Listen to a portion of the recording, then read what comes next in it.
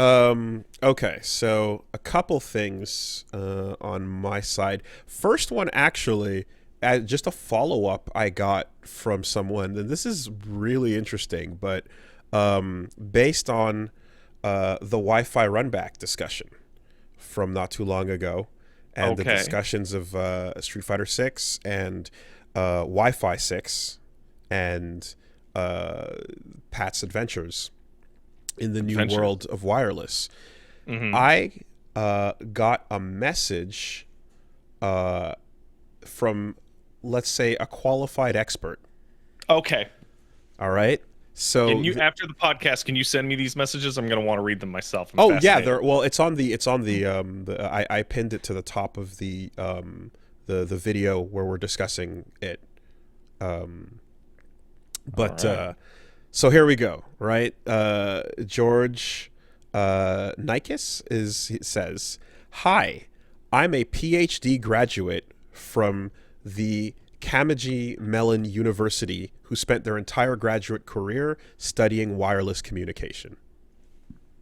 Okay, Okay. That's a so qualified expert. this is sure. Let's listen to what this PhD graduate has to say about Wi-Fi.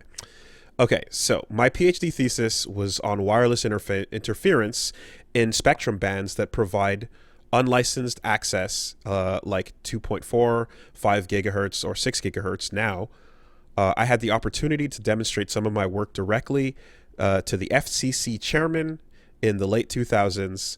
When I was at the Microsoft Research Center in the late 2000s, and I even did interference studies on wireless objects being considered in the Xbox One controllers before their release. So I kind of understand this space and its relation to gaming devices as well. For everyone claiming Pat's inaccurate or that he doesn't know what he's talking about, yeah, he's not using the terminology completely correctly and may not be able to describe what some of the terms or techniques mean. But, Wait, I didn't use my words good? Are you telling me that me, Pat, did not use Pat's words good? I can't believe it. what Pat's highly likely correct about is that his positive experience with Wi-Fi 6, especially if his devices are operating on 6 gigahertz, it's probably true that he's experiencing less interference right now, less signal loss, better bandwidth, etc.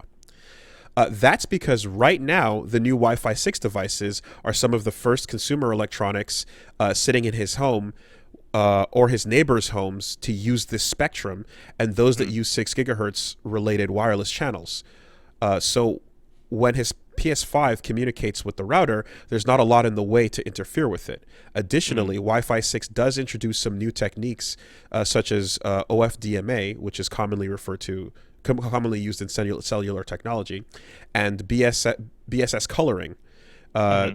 to use the spectrum more efficiently, which, yeah, you did mention that as well. Yeah, but I couldn't remember the name properly. It was like they color the signal. I don't know what that So the means. BSS coloring that Pat's referring to is a technique that's new to Wi-Fi 6 devices. It uses that it decides to ignore other devices in the environment, creating potential interference. Whereas previously, it may have decided to not transmit to avoid the interference, creating Hmm. perceived slowness and delay. Um, BSS coloring makes Wi-Fi 6 more aggressive while leveraging its beamforming to focus the energy of its transmission towards the receiver so it can still achieve a successful transmission in the presence of that noise. This means Wi Fi is more aggressive in the presence of that noise and successful due to focusing energy towards the receiver with beamforming. For all these reasons, Pat's having a great Wi Fi experience so far. Fast forward N years from now, and Pat's going to Hmm. be complaining about his Wi Fi being slow and lossy again.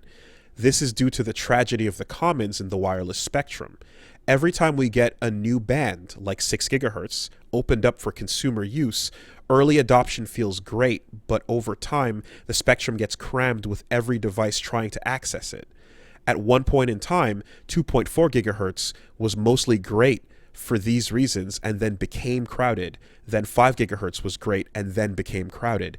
And now 6 gigahertz is great, but will eventually fall tragedy to the same commons over time, Hmm. as all of Pat's devices will be on Wi Fi 6 and competing with each other.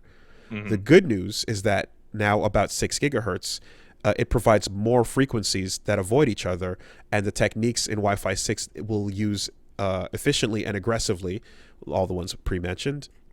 With all this knowledge and a personal ability to do advanced Wi-Fi configurations in my own home so that my devices are optimally placed to avoid interference, they picked the best wireless channels. I still clutch my Ethernet cable proudly, like Wooly. Painstakingly ran that cable through every wall of my house as much as possible, because at the end of the day, wired will always be indefinitely better and more predictable, or as another user replied, until another major innovation.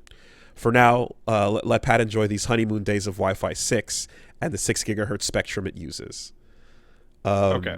Someone then goes on to point out the difference as well needs to be mentioned, that there's Wi-Fi 6 and Wi-Fi 6E, and and the 6 gigahertz band only works on devices with Wi-Fi 6E, which the PS5 doesn't use. And then he also replies to say that the PS5 is not connecting on the 6 gigahertz band, but it does still use coloring and the other things on like 5 gigahertz band to still improve the signal.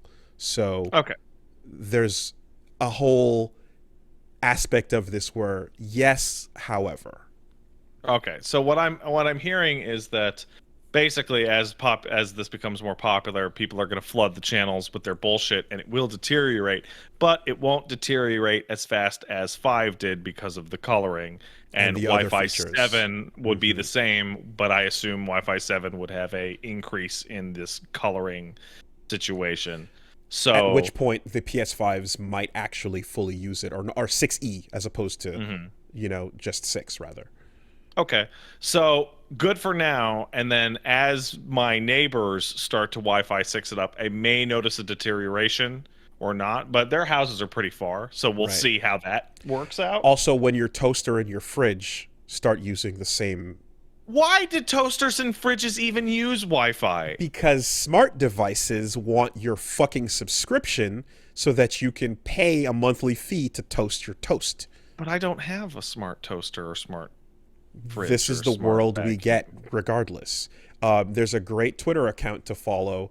God, fuck, damn it, shit. What was it? Something Things. Internet of Things. The Internet of Things, where you see your stove cannot be turned on because you haven't updated your firmware.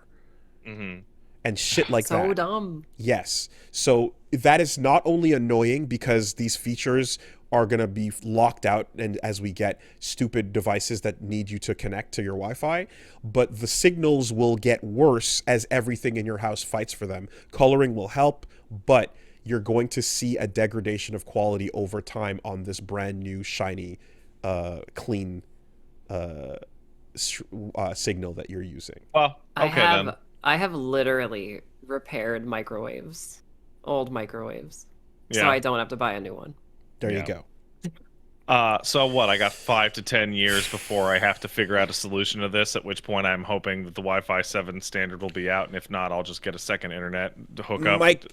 Might go faster than that, but I'll say this: you're still in a setting where you can control that, and you have a pretty, again, isolated environment to get optimal results. People in less than optimal settings in an apartment with a lot of neighbors that are all using things and so on are going to feel that degradation. So all right, well, Street Fighter 6, it's up to you to be the yardstick for my Wi-Fi's. But the full-on perfect solution has not yet been achieved. You know, if you can control for an environment like yours, you can get an excellent result with it. But for a lot of people, you're not going to get the same result. Therefore, it might not still be okay. Therefore, hey, Ethernet is there. You know, and I do appreciate the time taken by a goddamn fucking PhD in the subject to inform us. Wi-Fi. Because at the end of the conversations, I'm always like, look, man, I need a better opinion. I need an informed person to tell me about this shit, because it sounds great, but I don't know enough to know. And this makes a lot of sense. So definitely better than me going, I think they put colors on the signal. I don't know. Yeah. So there we go.